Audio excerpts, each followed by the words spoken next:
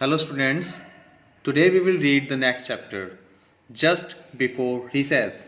So listen this video carefully and read the chapter. Parker kept the sun in his desk. He fed it gravel and twigs, and once his gum when it lost its flavor.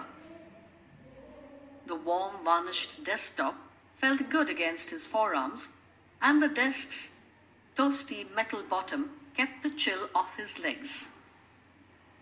Today, Mr. Earl was grading papers at the front of the class, every once in a while glancing up at the third graders to make sure none of them were talking or passing notes or looking out of the window.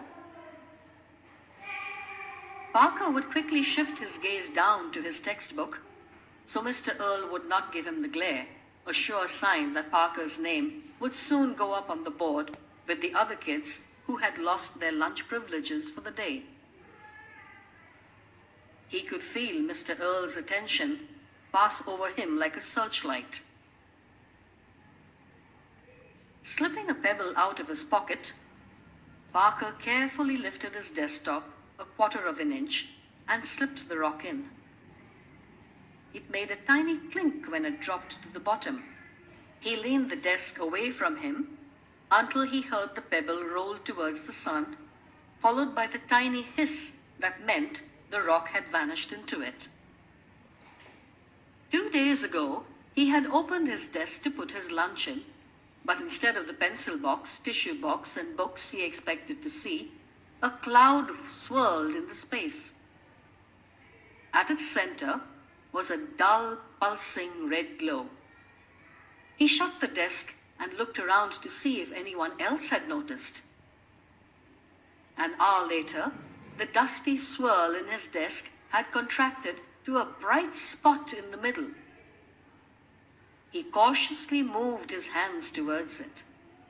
At first, he felt only the heat, but when he got within a few inches, the skin of his palm began to sting, like the flesh was pulling away. He snatched his hand back and then tried a pencil. When the point moved close enough, the pencil tugged towards the sun. It then snapped out of his fingers into the tiny light, brightening it slightly in the process. Now, the sun was as large as a golf ball. When Parker rolled a marble across his desk, its path would curve towards the sun within, sometimes circling several times before resting exactly above it.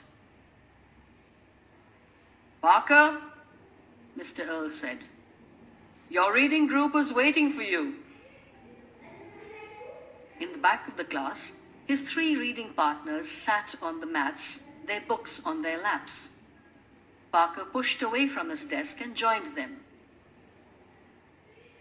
"Where's your book?" Mr. Earl said, his eyebrows contracting into a single line above his eyes. Parker shrugged. Mr. Earl growled, "You need to be more responsible, young man. Go get your book." The other students looked on, relieved that Mr. Earl's attention was on Parker and not on them. "I don't have it, sir," said Parker. It had disappeared into the sun along with everything else. Mr. Earl's hands clenched slightly. Parker cringed as his teacher pushed away his desk. Mr. Earl almost never left his desk. Students came to him. He did not go to students unless the infraction was terribly, terribly bad. "You, young man, are irresponsible. Remember our talk about responsibility on the first day of school?" He looked at each of his students, who nodded in turn. "Isn't your book in your desk where it belongs?" "No, sir," said Parker. How could he explain about the swirling dust, the pulsing red glow, the sun's pinpoint of light? "Of course it is. That is where your books should always be. Everything in its place. A place for everything. Isn't that right? His question sounded like an accusation. Parker nodded. But my book isn't there, Mr. Earl.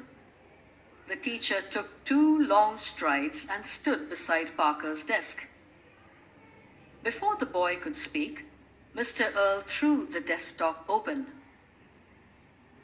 For a second, he stared into it.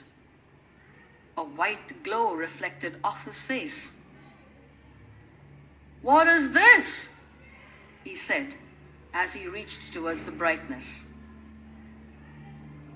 "Careful, Mr. Earl," Parker started to say, but it was too late. The teacher screeched before lurching against the desk.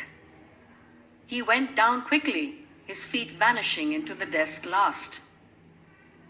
A long silence filled the room. Parker stood up and walked back to his desk. The sun within had grown, its heat baking like a tiny oven. He closed the top, which snapped down hard on its own at the last moment. The other students hadn't moved. Parker looked at them. They looked at him. Over the intercom, a bell softly chimed. "Recess," said Parker, and they all ran outside to play.